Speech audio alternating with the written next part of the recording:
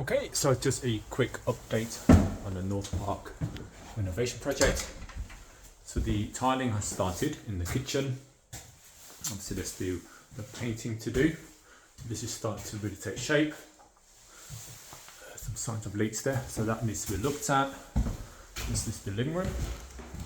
And just minor touches on the paintwork, but by and large it just needs cleaning and it should be ready.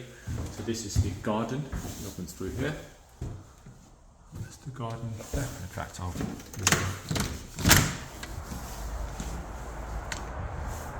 so once all the works are done, the guys will then come back and do the garden properly. Neighbours seem nice enough. The lights come in here really well. Storage room. So we potentially will replace that front door. If not, we'll repaint it. So landing. This is the small bedroom, and we can look at the garden at the back there. Second bedroom. Again, just finishing touches needed.